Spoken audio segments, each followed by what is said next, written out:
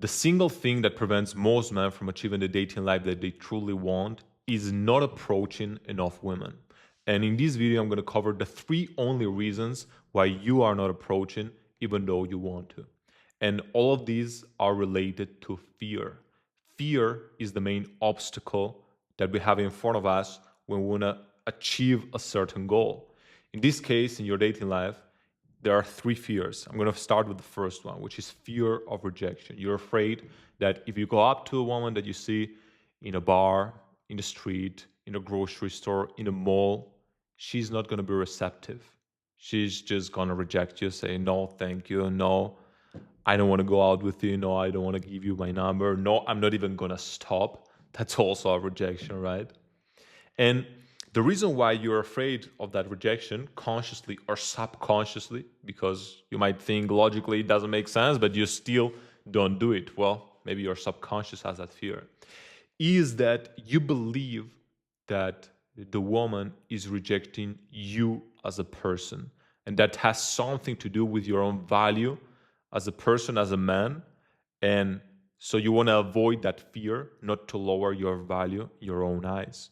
There are men who do this all the time. In fact, the better looking, the more status that you have, the more things that make you feel externally successful, I've noticed the more afraid you are of the rejection of the woman. Because it's not always a direct correlation. Yes, I know. You can have all of those material things and not be afraid of rejection. But I'm saying, in my observation, men who have not gone through the journey of cold approach and have those external things, many times they have this feeling that they have something to lose. So I approach a woman and she rejects me once and twice and three times, four times, like many different women, right? What does that say about me? Maybe I'm not that successful. Maybe I'm not that cool, that good looking, that, whatever confident you want to put there. And that's a huge mistake, because I'll tell you a few things and how to solve this. Number one, when you approach a woman that you don't know, the woman doesn't even know you. And if she rejects you in the first 1 minute, 2 minutes, she's not rejecting you. She's rejecting the approach. She's rejecting that moment. She's rejecting that specific day to meet somebody new. And I want to ask you, has there been some time in your life where for some reason you're having a bad day? You don't want to talk to anybody, anyone at all. And whenever somebody tries to spark up conversation, let's say in the gym, some guy starts speaking to you, or the Uber driver, or somebody in the queue of the grocery store, you're just giving like one word answers and you don't care at all. You're just like, going through your day. Well, the same happens with women. But now imagine that that woman is in that mood and a guy that she doesn't know approaches her. Many times it doesn't matter how good of a compatibility you would have. Many times it doesn't matter anything, because she's just not open in that moment to meeting anyone. It could also happen that she just had some very bad news. Maybe her pet, her dog died that day. Who knows? So tying your value as a man, as a person, with whether a woman that you don't know, that you know for 1 minute, 2 minutes, says yes or no to meeting you, doesn't make sense, because there's all of these other variables. And even if she knew you, even if she knows, let's say she knows like she's an alien and she analyzes all of your life, all the details or the hidden things, the not hidden things, everything you do, like she knows 100% of you, and she rejects you, well, what does it matter? Like, it's just a person who doesn't want to connect with you. That's totally fine. It doesn't mean that you're not valuable or that she's not valuable. It just means that there is no compatibility. Well, that's why you approach. So that's the first reason, which is the fear of rejection, and how to reframe it. So every time you go and you approach a woman, if she says no, I don't even call it rejection. I just call it, hey, we didn't connect. That's it. No further analysis needed. You can analyze when you have like a good sample size, like you have, let's say you have approached 50 women and none of them having even spoken to you, well, then you have to change some things about your behavior, you know, the way that you approach, the way that you communicate, how is your body language, what things are you saying, your state when you are approaching, your mindset, all of these things you can change, right? But a single woman saying no to you has no meaning on your value as a person or even things that you have to change.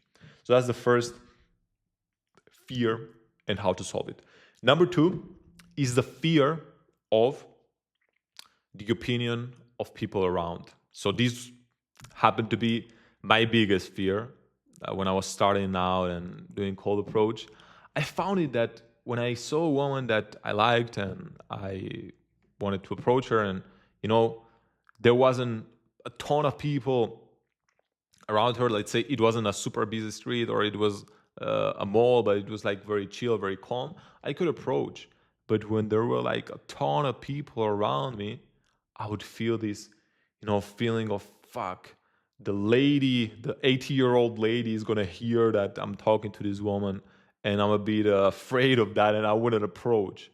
And it sounds ridiculous, but maybe you resonate with it. So this comes from the fact that you care too much about what other people say. And it was my case.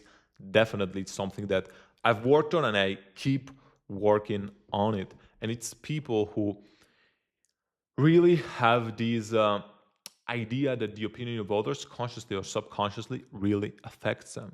Now, you have to go into a place of understanding, first of all, logically, that many people who are around you don't even think about you that much. Like, think about it for a second.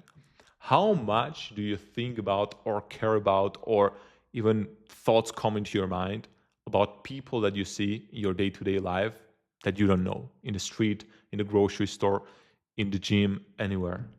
Well, probably not too much. You're not there thinking about that guy that you saw in the metro, in the underground. You're not thinking about it for hours and hours. Even if he does something crazy. Let's say a crazy person, a crazy homeless person does something crazy while you're wandering the street. How long do you think about that before forgetting? Maybe you think about it for 1 minute, 2 minutes, you send a funny message to your friend, and then that's it.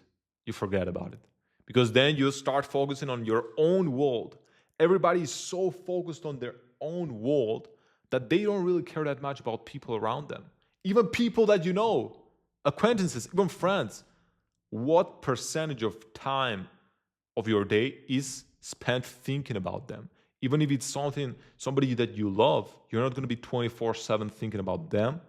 You're going to be more focused on your own self. Well, it's just biology. That's the way that we are designed as humans, because, okay, we can and we do care about people around us, but we're more focused on, okay, I need to achieve my goals of survival, reproduction, and whatever else, right? As a living being.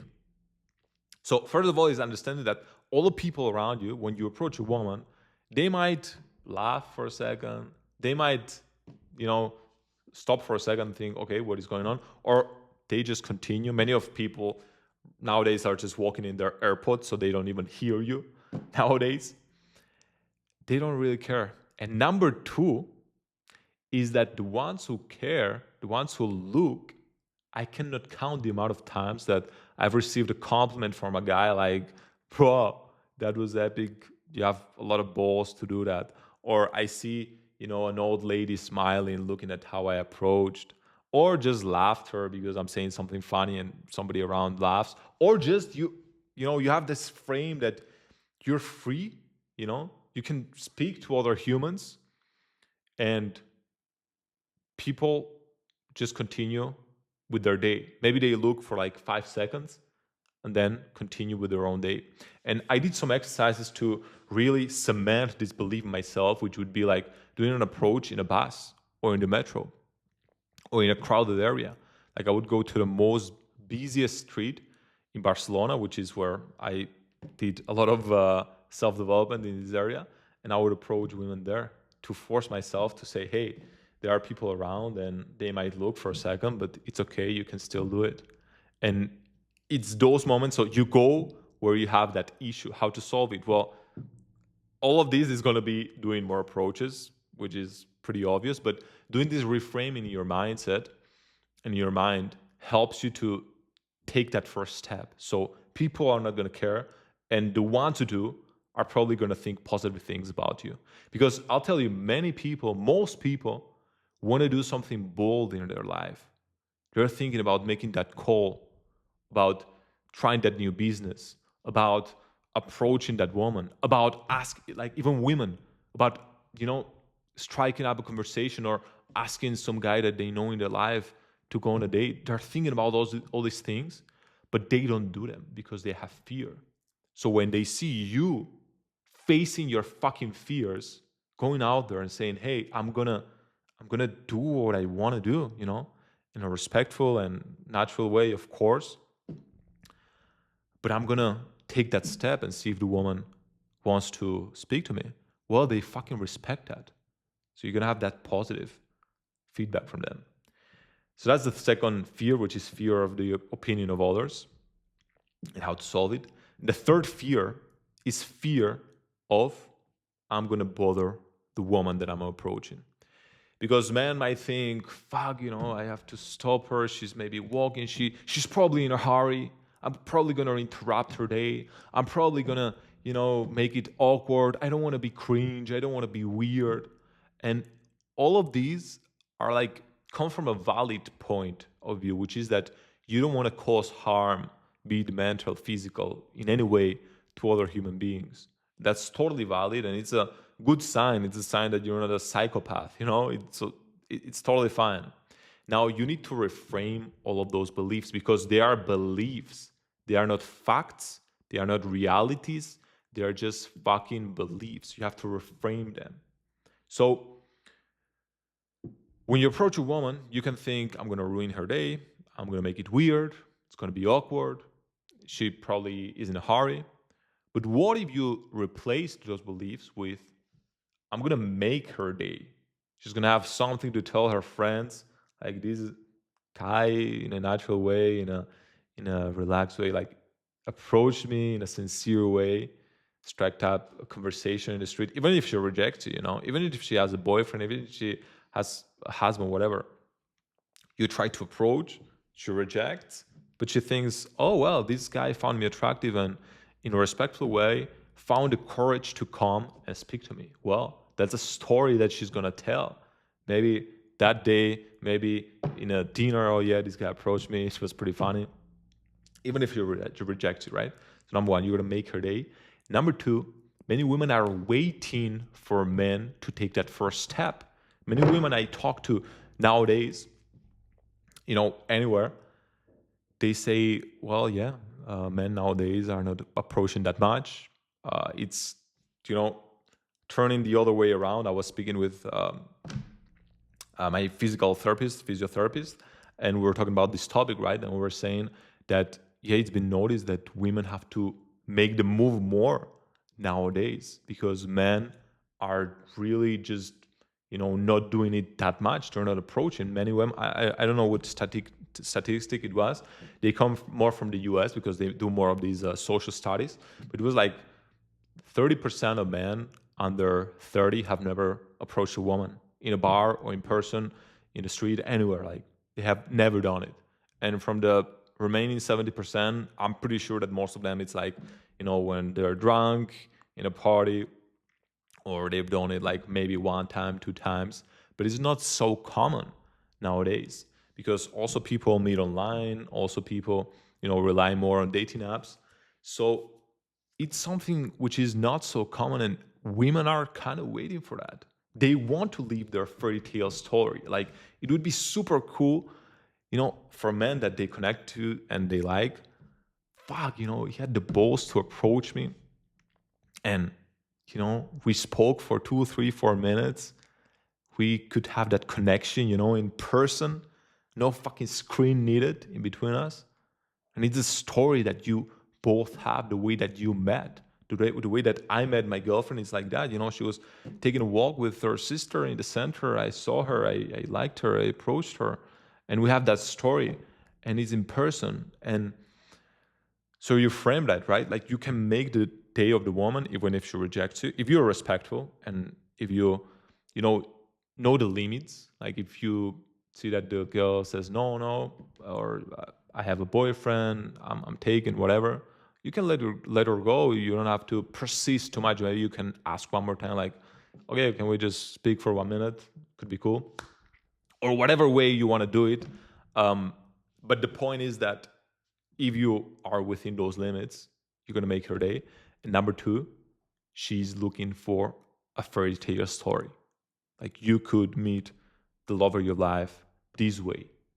It's totally possible. So again, the third fear, which is the fear of bothering her, you reframe it and you see that, okay, you might be interrupting her day, but imagine this.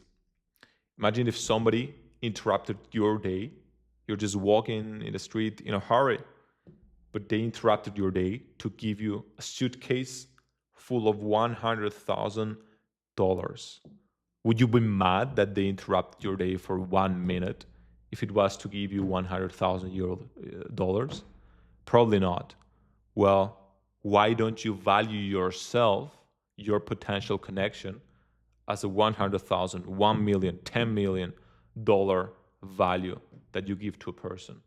It's the total same. Yes, you are interrupting somebody's day, but you're interrupting it for the better. So those are the three fears. First fear, fear of rejection. Second fear, fear of the people around.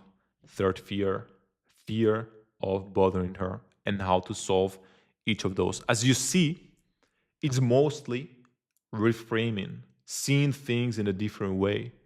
Well, we do that because it's the way that you first make some change. Then you have to go out there and take action, because it's going to cement those beliefs, especially when you start getting some positive reactions, when you start getting some positive traction, you get some numbers, you get some dates. You're going to see how this evolves more and more and more. I'm not going to say that these fears completely go away. They don't, at least for me and most men that I know. But you learn how to deal with them, you manage them better, and you take action regardless. So that's it for today's video. I hope you enjoyed it. And I'll give you a fourth reason as a bonus, which I was thinking about that I see nowadays, which is men who have a very pessimistic view of the world. And I see it is especially when I log onto X, onto Twitter. Many men nowadays, in a way, they have, let's say, given up on dating, or they think women are not worth it nowadays. And I'll tell you that all of this is just a downward spiral. There's a spiral that is going on nowadays, and when you get caught up in it, you start having this pessimistic view of relationships, of women. It's part of the reason why men don't approach. It's part of the reason why men, in a way, give up on dating. But it's all just a pendulum. Right now, the pendulum is going to one way, which is, fuck everybody, individualistic, everybody for himself.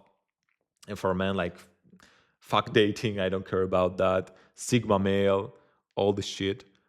But it's just a pendulum. And you're going to see how this swings back.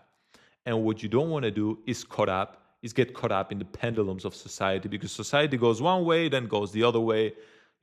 Super important to have girlfriends, dating, la la la. You don't want to get caught up in these pendulums. You want to create your own, thinking and logic, and think, fuck, as humans, we are made to be together with the opposite sex. And if it's something that I do not have, and I truly, in the deepest depths of myself, want, but have suppressed with all the things that kind of cover it, be it porn, be it, other stimulations, be it food. Everybody has their own, vices, right? And it doesn't mean that either you have that or women. But my point is that if you have forgotten about it, or you have push it to the side, sweep it under the rug, the fact that you want a connection, you want somebody to be with, but you don't do it because you think that, the West is cooked, dating is cooked, I'm not going to bother with it. Well, just ask yourself that question in front of the mirror.